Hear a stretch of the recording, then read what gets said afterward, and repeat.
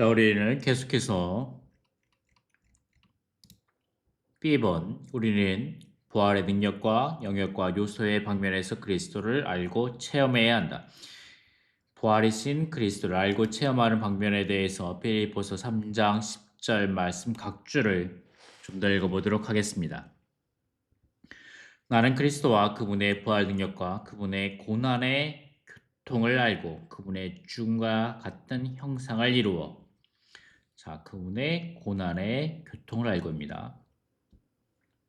즉 그리스도의 고난에 참여하는 것입니다. 이것은 그분의 죽음과 같은 형상을 이룸으로써 그분의 부활 능력을 체험하는 데 필요한 조건이다. 자, 이 앞에 부활의 능력이 나오는데 이것을 체험하기 위해서는 여기에 필요한 조건이 있는데 그것은 무엇인가? 그분의 고난의 교통을 알고 그분의 고난에 참여하는 것입니다. 바울은 그리스도께서 탁월하시다는 것뿐만 아니라 그분의 부활 생명 능력과 그분의 고난에 참여하는 것을 알고 체험하기 위하여 추구하고 있었다. 알고 체험하기 위하여 추구하고 있었습니다. 그리스도께는 고난과 죽음이 먼저 오고 나서 부활이 뒤따랐다. 그러나 우리에게는 그분의 부활 능력이 먼저 오며 부활 능력이 먼저 오죠. 부활 능력. 그 다음에 고난에 참여하고 그분의 죽음과 같은 형상을 이루는 것이 뒤따른다. 우리는 먼저 그분의 부활 능력을 받는다. 그런 다음 우리는 이 능력으로 그분의 고난에 참여할 수 있으며 그분의 죽음과 같은 형상을 이루면서 십자가에 못 박힌 생활을 할 수 있다. 자, 우리의 개인의 능력으로, 우리의 힘으로, 우리의 인내로 억지로 그분의 고난에 참여하고 억지로 그분의 죽음과 같은 형상을 우리 스스로의 힘과 능력과 인내로서 참여하는 것이 아니라 우리는 먼저 이 그분의 부활 능력을 누림으로 다음에 그 후에 그분의 고난에 참여할 수 있고 그분의 죽음과 같은 형상을 이룰 수 있는 것입니다. 그런 고난은 주로 그리스도의 몸을 산출하고 건축하기 위한 것입니다. 이러한 고난이 그냥 애매하게 하나님이 우리를 징계하시는 손길, 우리가 세상을 너무나 사랑하고 우리가 하나님께 돌이키지 않고 우리가 야심이 있거나 교만하거나 의견과 관념으로 짜여져 있기 때문에 주님이 우리를 다루시는, 파쇄하는 그런 고난뿐만 아니라 주로는 그리스도의 몸을 산출하고 건축하기 위한 고난에 참여하는 것입니다. 라이프 스타디 메시지를 조금 더 읽어보도록 하겠습니다. 빌립보서를 읽을 때 우리는 그리스도를 체험함이 이 책의 주제이자 주된 강조점임을 기억할 필요가 있다. 우리에게는 빌립보서를 이해하는 능력을 주는 지배적인 요소는 그리스도를 체험함이다. 빌립보서의 모든 면은 이 주제에 의해 통제된다. 그렇기 때문에 우리는 그리스도를 체험함이 빌립보서를 열어주는 주된 열쇠라고 말할 것이다. 우리가 만일 빌립보서의 모든 구절에 이 열쇠를 적용시킨다면 여기에서의 바울의 관심이 오직 그리스도에 대한 체험뿐임을 볼 것이다. 예를 들면 복음을 위해 고난받는 것은 은혜를 누리기 위한 것이다. 은혜를 누리는 것은 그리스도를 체험하는 것이다. 빌립보서 3장에서 바울은 은혜를 말하지 않고 그리스도의 부활 능력을 말한다. 그러나 3장의 부활 능력은 바로 1장의 그 은혜이다. 뿐만 아니라 그리스도의 고난의 교통에 참여하는 것은 무엇이다? 복음을 위해 고난을 받는 것입니다. 이것은 복음을 위한 고난에서조차도 그리스도를 체험함이 필요하다는 것을 가리킨다. 바울이 이 책에서 많은 다른 용어들을 사용했지만 그의 주제는 하나, 그리스도를 체험함인 것이다. 그러므로 우리가 빌립보서를 이해하기 원한다면 이 책의 주제가 그리스도를 체험함이라는 사실의 빛 안에서 빌립보서를 읽어야 한다. 이 메시지에서 우리는 바울이 복음을 위해 고난받는 것과 은혜를 누린 것을 보기로 한다. 복음을 위해 고난받음과 은혜를 누리는 것은 천연적으로 이해하기는 쉽다. 그러나 영적인 것들에 접근하는 데 있어서 우리는 천연적이거나 전통적인 이해를 벗어날 필요가 있다. 빌립보서에 따르면 복음을 위해 고난받는 것과 은혜를 누리는 것은 둘 다 깊은 것이다. 복음을 위해 고난받는 것은 이 땅에서 오직 하나님의 경륜의 유익만을 위한 것이다. 복음을 위해 고난받는 것은 하나님의 경륜의 완성을 주의하는 것이다. 복음은 하나님의 경륜을 포함하며 복음을 위해 고난받는 것은 하나님의 경륜에 참여하는 것을 요구한다. 그러므로 복음을 위해 고난받는 것은 실제로 하나님의 경륜을 수행하는 데 함께하는 것을 의미한다. 자, 여기에서 말하는 것은 복음은 단지 우리가 길거리에 나가서 전단지를 나눠주면서 예수님을 믿으십시오라고 말하는 그러한 복음일 뿐만 아니라 하나님의 경륜 전체를 포함하는 것입니다. 하나님의 경륜의 완성을 주의하는 것입니다. 바울의 글들은 그가 복음을 위해 고난받았음을 지적한다. 그러나 그가 고난을 받으면서 전한 복음은 낮거나 표면적인 것이 아니었다. 그가 복음을 위해 고난받는 것은 땅 위에서 하나님의 경륜의 수행을 위한 것이었다. 그는 단지 사람들에게 천당 가기 위해 예수를 구주로 믿어야 한다고 전파하지 않았다. 그와 같이 제한된 복음 전파는 고난을 동반하지 않는다. 하나님의 경륜에 따른 복음을 전파함에 있어서 바울은 종교와 율법과 문화와 의식과 관습과 습관 등 각종 주의를 거절했다. 바울이 전한 복음은 하나님의 경륜에서 벗어난 모든 것을 깨뜨렸다. 그의 복음은 종교와 정치와 문화를 깨뜨렸다. 어떤 의미에서 바울의 복음은 우리들까지도 깨뜨린다. 이러한 복음을 전했기 때문에 바울은 문제 덩어리로 여겨졌고 연병을 전염하는 자로 여겨졌다. 그의 복음 전파는 하나님의 경륜에 위배되는 모든 것을 깨뜨렸지만 바울은 그 복음을 평안의 복음이라고 말했다. 에베소서 2장 17절에서 바울은 그리스도께서 십자가와 부활 후에 이방인에게 와서 평안의 복음을 전하셨음을 지적했다. 평안이란 오직 복음에 위배되는 것이 멸절될 때에만 가능한 것이다. 우리와 하나님 또 우리와 우리 서로 간에 평안이 있으려면 종교와 정치와 문화와 형식과 율법이 끝나야 한다. 바울은 많은 것들을 깨뜨린 것을 포함한 복음을 전했기 때문에 그의 복음은 사람들을 기쁘게 하는 것이 아니었다. 그는 결코 유대인이나 이방인을 기쁘게 하지 않았다. 바울은 오직 하나님만을 기쁘게 할 수 있었다. 그의 복음은 종교나 정치나 문화나 각종 주의에 반대되는 것이었다. 만일 우리가 바울처럼 복음을 전한다면 고난을 받을 것이다. 그러나 우리가 만일 사탕발림식으로 복음을 전한다면 우리는 우주적으로 환영받을 것이다. 그런 경우에 우리는 하나님의 경륜을 위해 고난받는 자들이 되지 못할 것이다. 복음을 위해 고난받는 것을 천연적인 관념에 따라 이해하지 말라. 우리가 지적한 바와 같이 복음을 위해 고난받는 것은 하나님의 경륜의 유익을 위해 서 있는 것이다. 우리가 하나님의 경륜을 성취하기 위해 주의 회복을 위해 남아있는 한 우리의 운명은 복음을 위해 고난받는 것이다. 아멘. 형제자매들, 이것이 우리의 운명입니다. 아멘. 우리는 이 땅에서 복이 영화를 누리는 것이 아니라 북이 영화를 누리는 것이 아니라 우리의 운명은 복음을 위해 고난받는 것입니다. 주의 회복 안에서 전하는 복음은 오늘날의 종교에 반대를 당합니다. 요한계시록 생명의 수업에서 우리는 계시록 2장 3장에 따라 유대교는 사탄에 속한 것이요 천주교는 마귀적이요 개신교는 그리스도가 없는 것임을 지적했다. 이러한 말이 어떻게 종교 안에 있는 그들을 기쁘게 할 수 있겠는가? 그러나 이러한 말을 한 것은 단지 계시록에서 주 예수님이 사용하신 용어들에 동의한 것일 뿐이다. 주님은 사탄의 회라는 표현을 사용하신 분이다.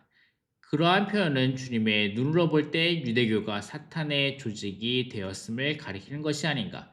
더욱이 주님께서는 천주교를 의미하는 두아디라에 관해서는 사탄의 깊은 것들이라고 말씀하셨다. 이러한 표현은 깊은 것, 즉 사탄에 속한 비밀을 언급한 것이다.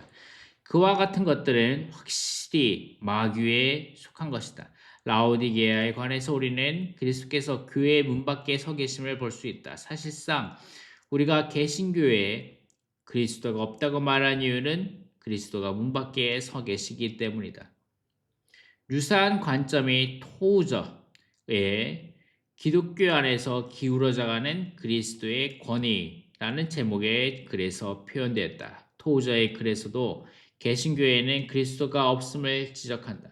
우리가 이와 같이 복음을 전한다면 공격을 당할 것을 예상해야 한다. 복음 전파에 있어서 우리의 목적은 사람들을 기쁘게 하는 것이 아니요 그들을 공격하는 것도 아니다.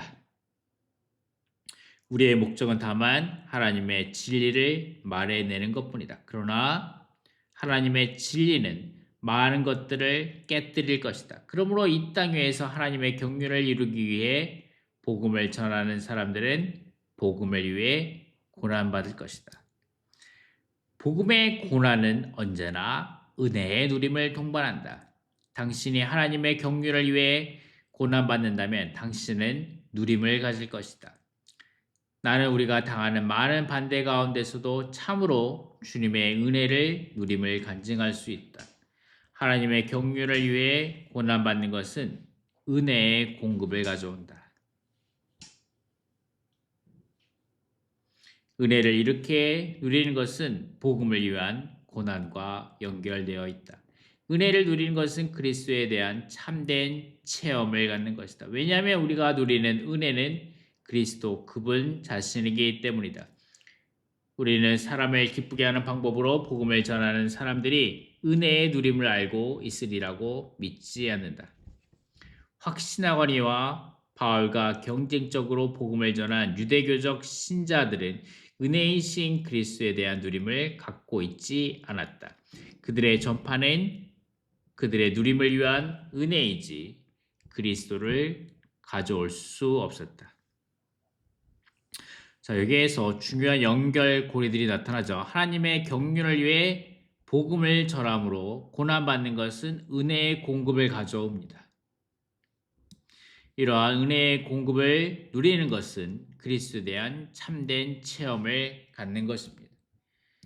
그렇기 때문에 우리가 부활이신 그리스도에 대한 참된 체험을 더 많이 갖기 원한다면 우리는 은혜의 공급을 가져야 되며 이 은혜의 공급을 가져오는 길은 하나님의 경륜을 위하여 복음으로 고난을 받는 것입니다. 또한 우리는 은혜란 바로 우리의 누림이 되기 위해 과정을 거친 바로 그 삼위일 하나님이심을 지적했다. 여러분들은 은혜를 우리의 누림을 위해 과정을 거친 삼위일 하나님이라 말하는 것이 참인지 아닌지를 의아해하며 은혜에 관한 이러한 이해에 대해 질문할지 모른다. 고린도후서 13장 13절의 바울의 말을 생각해보자. 주 예수 그리스도의 은혜와 하나님의 사랑과 성령의 교통하심이 너희 무리와 함께 했을지어다. 여기에서 우리는 우리의 누림을 위한 삼위일 하나님을 보게 된다. 그러므로 은혜란 우리의 누림이신 과정을 거치신 내주하시는 그리스도에 대한 체험이다. 우리가 이 땅 위에서 하나님의 경륜을 위해 고난을 받으면 받을수록 우리는 그러한 그리스도를 더욱더 누리게 된다.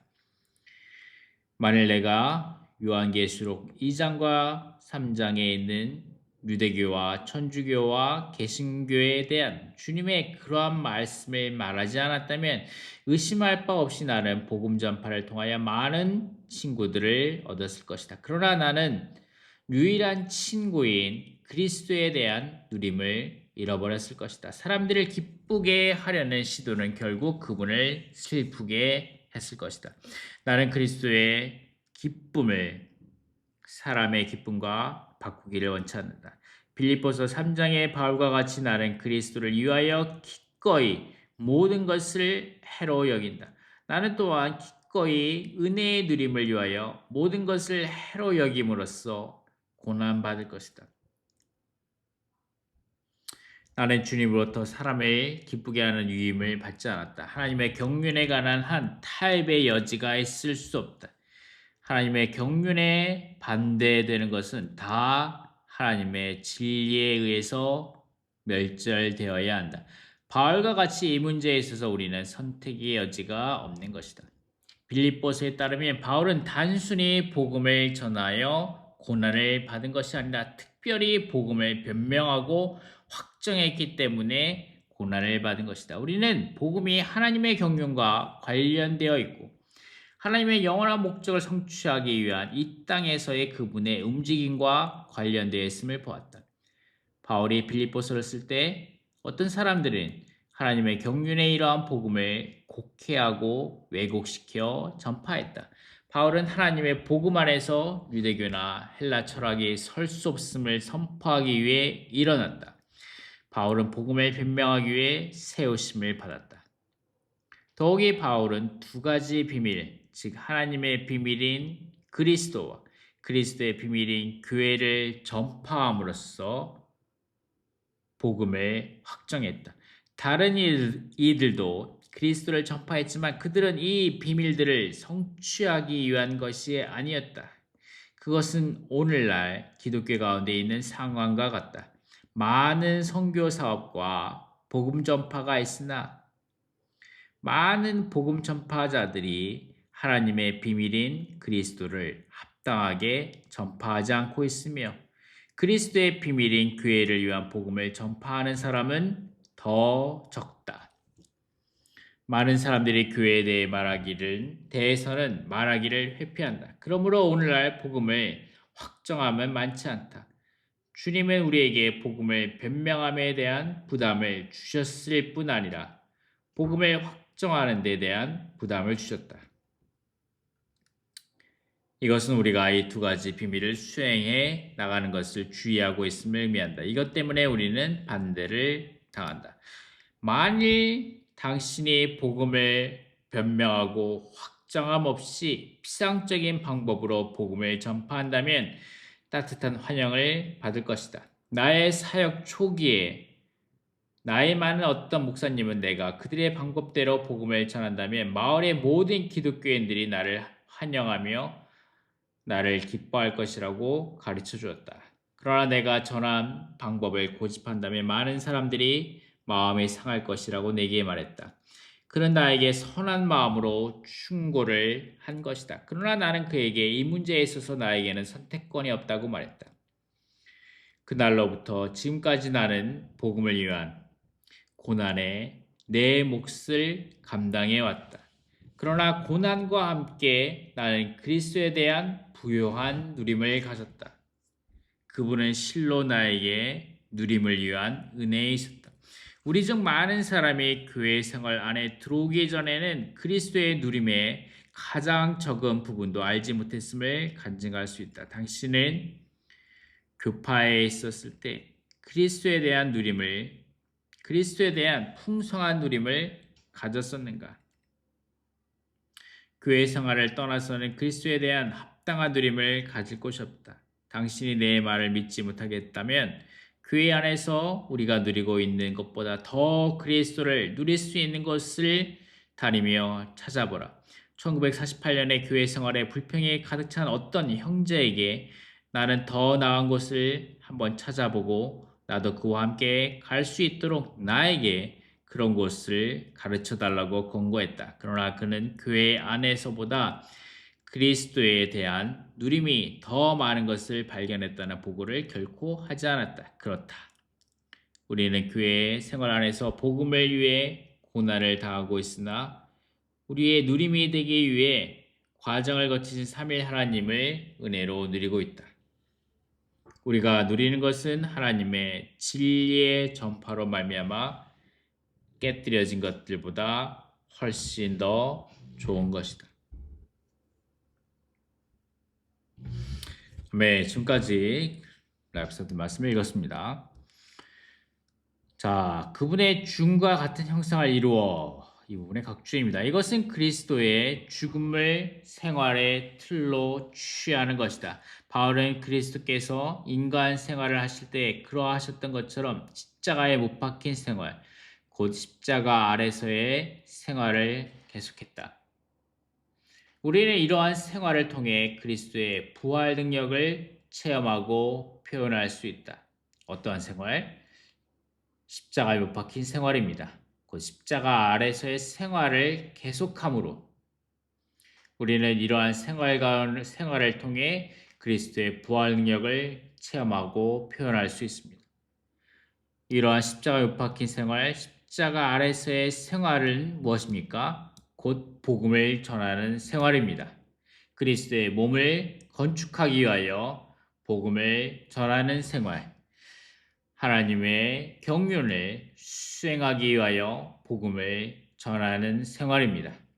이러한 생활에는 십자가에 못 박힌 생활, 십자가 아래서의 생활을 계속하는 것이 요구되는 것입니다. 이러한 생활을 통해 그리스도의 부활 능력을 체험하고 표현할 수 있습니다. 그리스도의 죽음의 틀은 그분께서 하나님의 생명으로 말미암아 살기 위해 인간 생명을 계속적으로 죽음에 넣으신 그리스도의 체험을 가리킵니다. 우리의 생활은 인간 생명에 대하여 죽고 신성한 생명을 삶으로써 이러한 틀과 같은 형상을 이루어야 합니다. 그리스도의 죽음과 같은 형상을 이루는 것은 그리스도와 그분의 부활 능력과 그분의 고난의 교통을 알고 체험하기 위한 조건입니다. 자, 그러므로 그리스도의 죽음과 같은 형상, 곧 십자가에 못 박힌 생활, 십자가 아래서의 생활을 살 때 우리는 그분의 고난에 참여하게 되고, 그럴 때 우리는 그분의 부활 능력을 알고 체험하고 누리게 되는 것입니다. 탁월한 부활, 뛰어난 부활에 이르고자 합니다. 탁월한 부활, 특별한 부활, 이것은 이기는 성도들에게 주시는 상이 될 것이다. 그리스도 안에서 죽은 모든 믿는 이는 주님께서 돌아오실 때 죽은 사람들 가운데서 부활하게 될 것이다. 그러나 이기는 성도들은 그 부활의 특별하고도 탁월한 목을 누릴 것이다. 뛰어난 부활에 이른다는 것은 우리의 온 존재가 점차적으로 계속적으로 부활하는 것을 가리킨다. 하나님은 먼저 우리의 죽은 영을 부활시키셨다. 그런 다음 그분은 우리의 영에서부터 계속하여 우리의 혼과 우리의 죽을 몸을 부활시키시고 결국 우리의 온 존재, 영과 혼과 몸, 이 그분의 생명에 의해 그분의 생명으로 우리의 옛 존재에서 완전히 부활하도록 하실 것이다. 이것은 우리가 반드시 통과해야 할 생명의 과정이며 상으로서 주어지는 뛰어난 부활에 이를 때까지 해야 할 경주이다. 그러므로 뛰어난 부활은 우리 그리스도인 생활의 목표와 목적지가 되어야 한다. 오직 그리스도의 죽음과 같은 형상을 이룸으로써 곧 십자가에 못 박힌 생활을 함으로써만 이 목표에 이를 수 있다. 우리는 그리스도의 죽음 안에서 부활로 말미암아 옛 창조물로부터 새 창조물이 되는 과정을 거친다. 이루고자 합니다.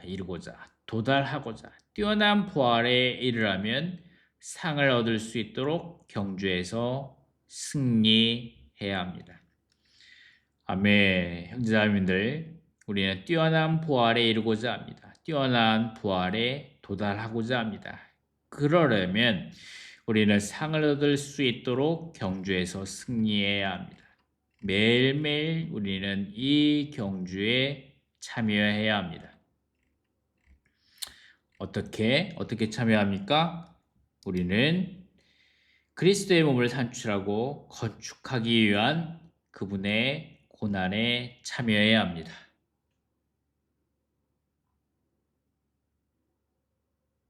그럴 때 우리는 그분의 부활 능력을 체험하게 될 것입니다. 아멘. 우리 하나님의 경륜을 수행하기 위하여 하나님의 완전한 복음을 전하는 사람들이 되어야 합니다.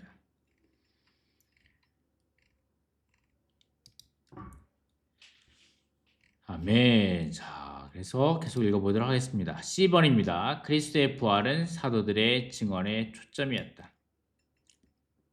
사도행전 1장 22절 말씀이죠.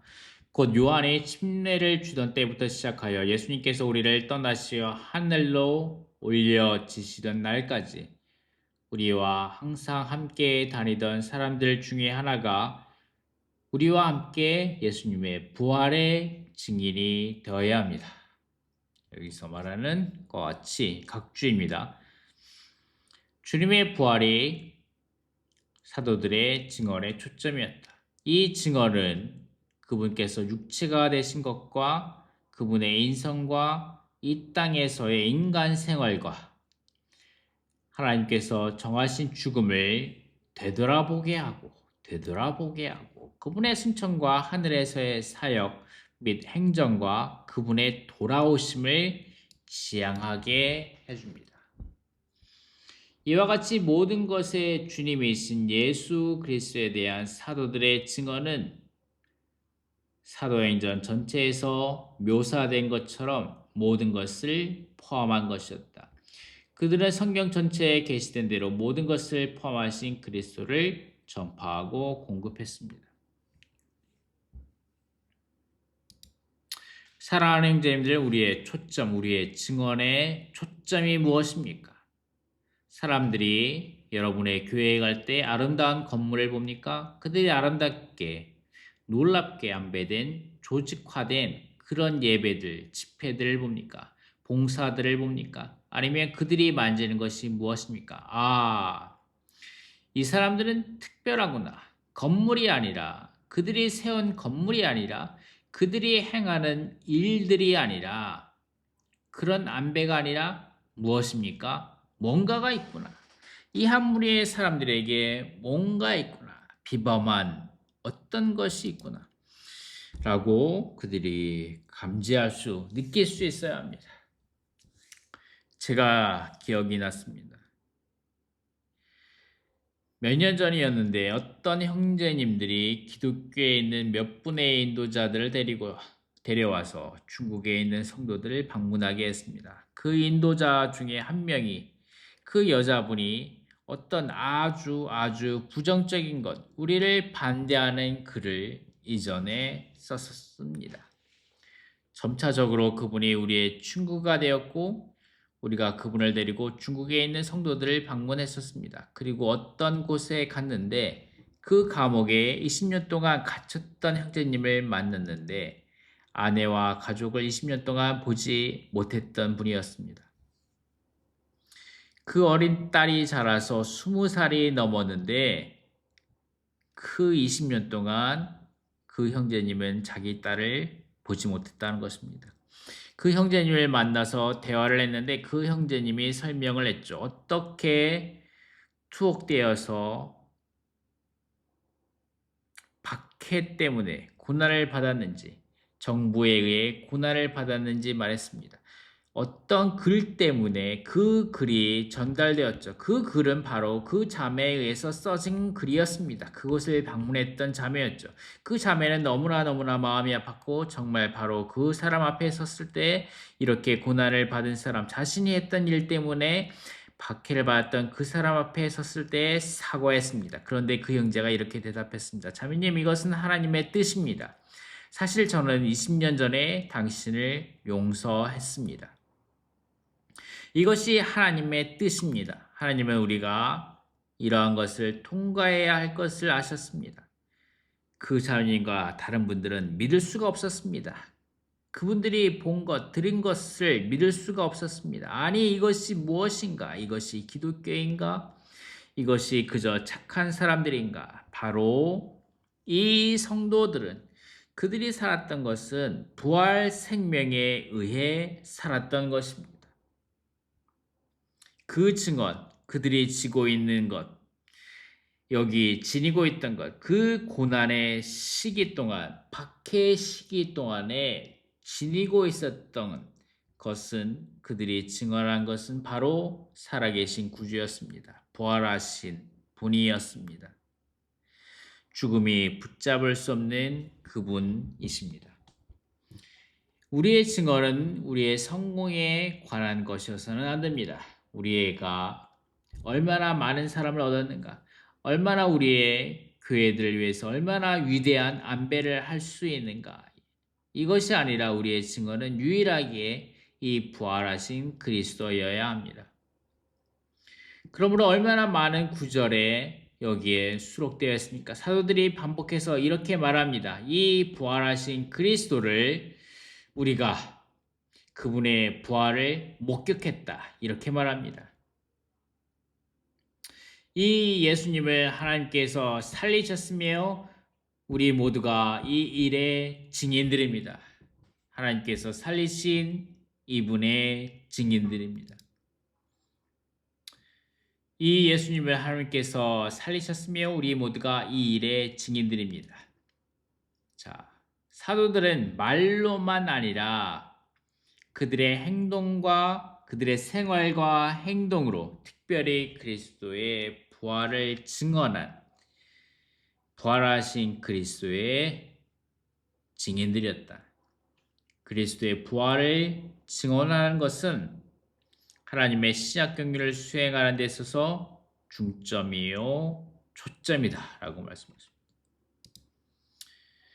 사도행전 17장 18절에서도 이렇게 말하죠. 이것은 바울이 예수님과 부활을 복음으로 전하고 있었기 때문입니다 라고 말하는데, 사도행전 17장 18절에서 이렇게 말합니다.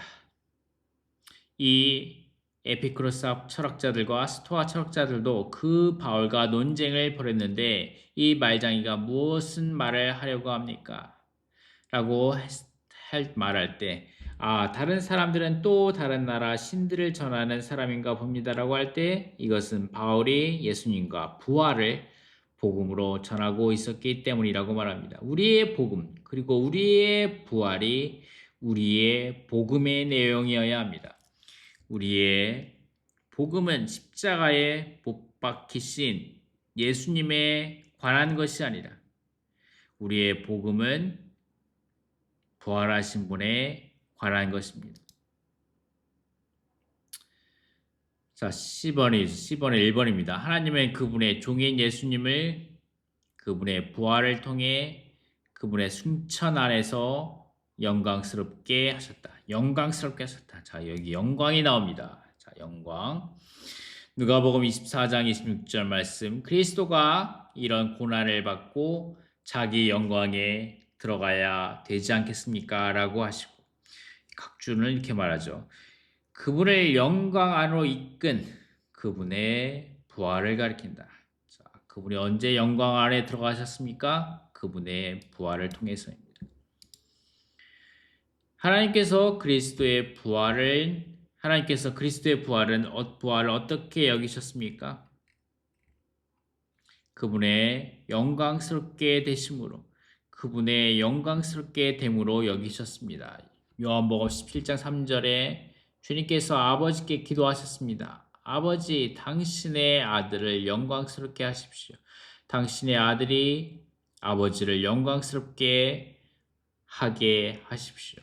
이것이 주님의 마지막 기도였습니다. 그분께서 땅을 떠나시기 전에 마지막 기도였습니다. 주님께서 이 영광스럽게 됨에 대해서 기도하셨는데 그 영광스럽게 됨은 무엇을 가리킵니까? 그분의 다가올 죽음과 부활을 말씀하신 것입니다. 이것은 그분의 인정되심, 즉 로마서 1장 4절에 언급된 인정되심과 같습니다. 그분께서 인정되신 것은 바로 능력으로 하나님의 아들로 인정되셨습니다. 이것은 마치 이 카네이션 씨가 땅에 심겨져서 여기서 죽어가고 있는 것이죠. 그런데 무엇을 발화시킵니까? 아름다운 카네이션 꽃을 산출합니다. 이것이 바로 그 시의 영광스럽게 에덴입니다. 그리스도께서 죽음과 그분의 부활을 통하여 그분께서 영광스럽게 되셨습니다. 바로 이 영광스럽게 됨을 통하여 주님이 말씀하셨습니다. 바로 아버지께서 영광스럽게 되시기 원합니다. 라고 말씀하셨습니다. 이러한 말씀이 어디서 성취되었습니까?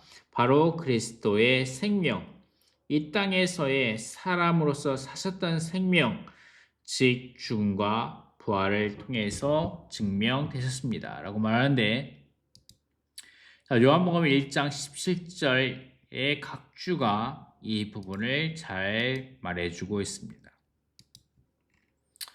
함께 같이 보겠습니다. 예수님께서 이 말씀을 하시고 눈을 뜨시어 하늘을 우러러보시며 말씀하셨다. 아버지, 때가 왔습니다. 아들을 영광스럽게 하셔서 아들이 아버지를 영광스럽게 하도록 하여 주십시오. 자, 각주를 보겠습니다. 이것은 2장에 있는 주님의 기도의 주제이다. 주님은 육체가 되신 하나님이셨으며 그분의 육체는 하나님께서 땅 위에 거하실 수 있는 장막이었다. 주님의 신성한 요소는 마치 하나님의 쉐키나, 머무심, 영광이 장막 안에 숨겨졌던 것처럼 그분의 인성 안에 갇혀 있었다. 한때 변형의 산에서 그분의 신성한 요소가 그분의 육체에서 해방되어 영광 안에 표현되었고 새 제자에게 나타났다.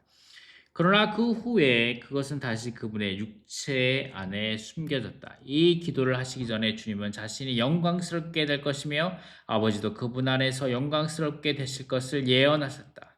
자, 이 부분이 요한복음 17장 1절 말씀이죠. 이제 주님은 신성을 숨기는 인성의 껍질이 깨어지도록 그리고 그분의 신성한 요소, 신성한 생명이 해방되도록 죽음을 통과하려 하고 계셨다. 또한 주님은 부활하실 것인데 이것은 그분의 인성을 신성한 요소 안으로 높이고 신성한 요소가 표현되게 하여 그분의 온 존재, 즉 그분의 신성과 인성이 다 영광스럽게 되도록 하기 위한 것이었다. 그리하여 아버지도 아들 안에서 영광스럽게 되실 것이었다. 그러므로 주님은 이것을 위하여 기도하신 것이다. 자, 여기 세 단계가 나옵니다. 여기서 신성한 비밀에 관한 주님의 기도는 세 단계로 이루어진다.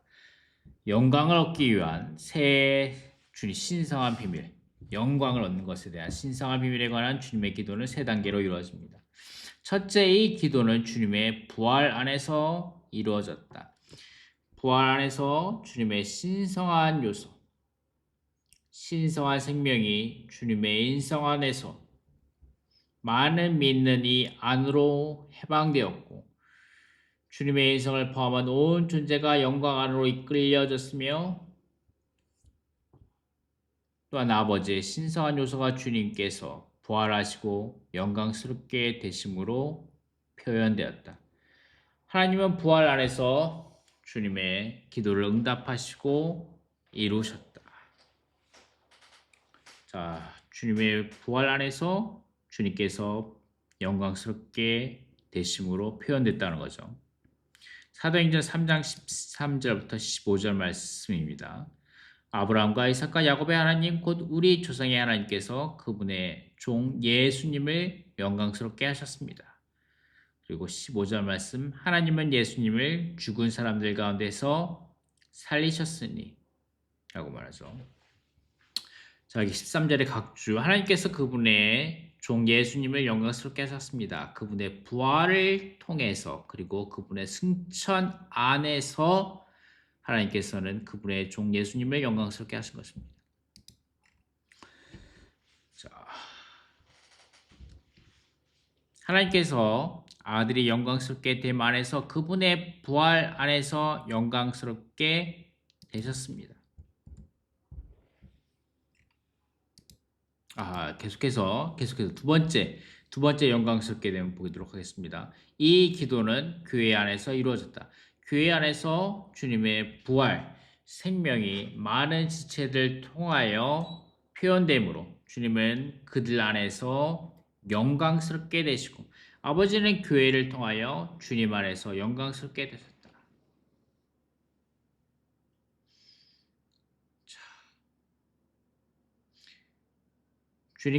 교회 안에서 주님께서 많은 지체들을 통하여 영광스럽게 되셨다는 거죠.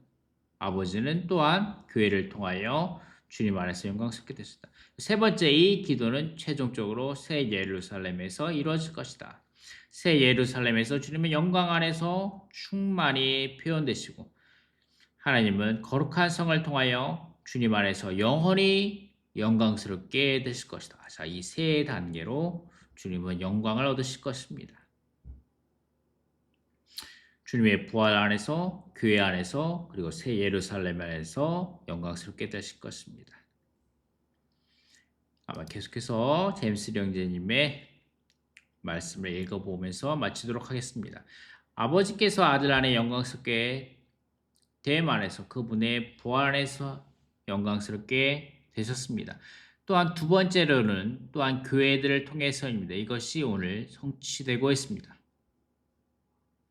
교회 안에서 그분께서 우리를 영광스럽게 하십니다. 우리가 이 부활 생명에 의해 살아야 합니다. 우리가 영광스럽게 될 때 아버지께서 영광스럽게 되십니다. 제가 방금 말한 이 이야기가 있죠. 바로 그 특별한 일에 있어서 이 사람들, 기독교에서 온 이 사람들이 본 것은 바로 무엇이었습니까? 그들이 결코 보지 못했던 것이었습니다. 사람들이 무엇을 살아냅니까? 바로 부활 생명을 살아냅니다. 죽음이 붙잡아 줄 수 없는 그 부활 생명입니다. 아버지께서 영광스럽게 되시고 물론 결국에는 이것이 새 예루살렘에서 이루어질 것입니다. 마지막 2번입니다. 주 예수님의 부활 이전의 육체 되심, 인성, 인간 생활, 하나님께서 정하신 죽음을 되돌아보게 하고 부활 이후의 승천, 하늘에서의 삶과 행정, 다시 오심을 지향하게 해준다. 그분의 부활은 너무나 중요합니다. 한 면에서는 우리를 다시 그분의 육체 되심을 되돌아보게 하고 인성과 인간 생활과 죽음을 되돌아보게 합니다. 달리 말하면 부활이 없다면 그분의 육체 되심은 그분의 십자가에 못 박히심을 공허하게 됩니다. 그분의 육체 되심은 그분의 십자가에 못 박히심은 공허하게 됩니다. 어떤 의미도 없게 되죠. 어떤 사람이 우리를 위해서 죽었는데 우리를 위해서 육체가 되었는데 결코 부활하지 않았다면 아무것도 아닙니다. 그분은 부활이 증명입니다. 그분의 부활의 증명입니다. 하나님께서 이 사람을 받으셨다는 증거입니다. 하나님께서 이 사람이 한 모든 것을 즉 그의 육체 되심 십자가에서 우리를 위해서 죽으신 것 이것이 확증된 것입니다. 하나님께서 받으셨다는 증거이고 그리스도의 부활을 통해서 이렇게 된 것입니다. 할렐루야. 그분은 부활입니다. 그 부활을 통해서입니다. 또한 이것은 무엇을 지향합니까? 바로 그분의 승천입니다. 사랑하는 형제님들, 이것은 단지 갑자기 예수님께서 죽은 사람들 가운데서 일어나셨다가 이제 다시 하늘로 올라가는 것, 다시 그분이 이전에 오셨던 곳으로 되돌아가는 것, 이런 것이 아닙니다. 그러한 사상, 많은 그리스도인들이 가지고 있는 사상이죠. 그분이 다시 하늘로 돌아가셨다. 그분이 떠나오셨던 곳으로 돌아가셨다. 33년 반 전에 떠나오셨던 곳으로 다시 돌아가셨다. 그렇지 않습니다. 승천은 무엇입니까? 무엇을 가리킵니까? 바로 부활하신 하나님 사람이 그분이 승천하셨는데 다만 더 이상 하나님만이 아니라 승천하신 그분은 바로 놀라운 하나님 사람이십니다. 그분은 누구입니까? 하나님이셨다가 하나님께서 육체가 되셨고 사람이 되셔서 인간 생활을 사셨고 죽음과 부활을 통과하셨고 바로 그러한 분께서 승천하셔서 모든 주의 주가 되셨고 하나님의 오른편에 앉아 계시기 위해서입니다. 그분이 누구입니까? 바로 승천 안에 계신 바로 그분이십니다. 보좌에 앉으시기 위해서입니다. 주와 그리스도가 되기 위해서입니다. 부활이 없다면 그 승천에 또한 그렇게 의미가 깊지 못하게 될 것입니다. 오늘 너무나 중요한 것을 우리가 보겠지만 이 승천에 있어서 너무나 중요한 것은 바로 이것이 바로 사람이 이제 하늘들에 있다는 것입니다. 사람이 이제 승천에서 보좌로 올라가고 하늘들에 있는 보좌에 올라갔다는 것입니다. 와, 이것은 위대한 일입니다. 그러므로 부활은 중요합니다. 이 과정들에서 그리스도께서 통과하신 과정들에서 중요합니다. 이 형제님께서 우리가 이해할 수 있도록 도와주셨는데 이것은 그분의 부활 안에서 그리스도께서 인성을 신성 안으로 이끄셨습니다. 그분께서 하나님의 맏아들로 태어나셨습니다. 그분의 육체 되심 안에서 그분은 사람으로 태어나셨습니다. 하나님이 사람이 되신 것입니다. 이제 그분의 부활 안에서 그분은 사람을 하나님 안으로 이끄셨고 인성을 신성 안으로 이끄셨습니다. 그분께서 하나님의 맏아들이 되셨습니다. 두 번째로 그분의 부활 안에서 그분께서 많은 믿는 이들을 거듭나게 하셔서 하나님의 자녀 그리스도의 지체들이 되게 하셨습니다. 그분께서 이 부활하신 그리스도의 생명을 분배하여 모든 믿는 이들 안에 하나님의 선택하신 사람들 안에 분배하셨습니다. 그리하여 그들을 하나님의 자녀들이 되게 하셨으며 그리스도의 지체들이 되게 하셨습니다. 이것이 그분의 부활 안에서 이루어졌습니다.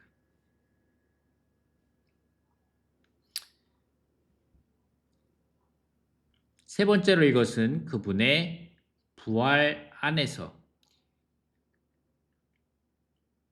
그분 마지막 아담이신 그분께서 무엇이 되셨습니까? 생명 주시는 영이 되셨습니다. 바로 모든 풍성들 그분의 유기적인 구원의 모든 풍성들을 우리 안으로 분배하시기 위하여 되셨습니다. 여러분이 아시겠습니까? 부활이 얼마나 중요한지 아시겠습니까? 부활이 없다면 우리에게 소망이 없습니다. 부활이 없다면 심지어 그분의 육체 되심도 여기서 무엇이 나오겠습니까? 부활은 너무나 중요합니다. 오늘 이 사도행전의 계속으로서 우리는 무엇을 번식합니까? 바로 이 부활하신 그리스도를 번식하고 있습니다. 잊지 마십시오. 사랑하는 형제님들, 여러분이 교회 안에서 봉사하고 있는데 여러분이 봉사하는 것은 부활하신 그리스도를 섬기는 것입니다. 다만 봉사할 때 여러분을 위해서 죽은 그분이 아니라 여러분을 위해서 피를 흘리신 분이 아니라 여러분이 감사하는 그분께 여러분이 그것을 대가로 하여 사랑하는 봉사하는 것이 아닙니다. 그것으로 충분하지 않습니다. 우리가 섬기는 분은 살아계신 구주이십니다. 우리는 부활하신 분을 섬기고 있습니다. 그분은 이제 생명 주시는 영이십니다. 우리의 영 안에서 살고 계십니다. 우리가 살고 있고 우리가 섬기는 분을 영 안에서 그분을 섬기는 것입니다. 제가 기도합니다. 제가 지금 여기서 말하고 있을 때도 제가 말하는 것은 바로 이분 안에서 이분과 함께 부활 안에 계신 그분 안에서 그분과 함께 섬기는 것입니다. 여러분이 듣고 있을 때도 동일합니다. 주님께서 그분의 회복을 보전하시길 원합니다. 이 마지막 날에 많은 젊은 이들이 있죠. 일어나서 주님을 섬기고자 합니다. 교회 안에서 섬기고자 합니다. 우리가 이것에 대해 너무나 기쁘고 또한 격려를 받습니다. 그런데 여러분이 반드시 깨달아야 합니다. 주님의 회복의 증거가 무엇입니까? 주님의 회복의 증거는 바로 부활하신 그리스도의 증거입니다. 아멘.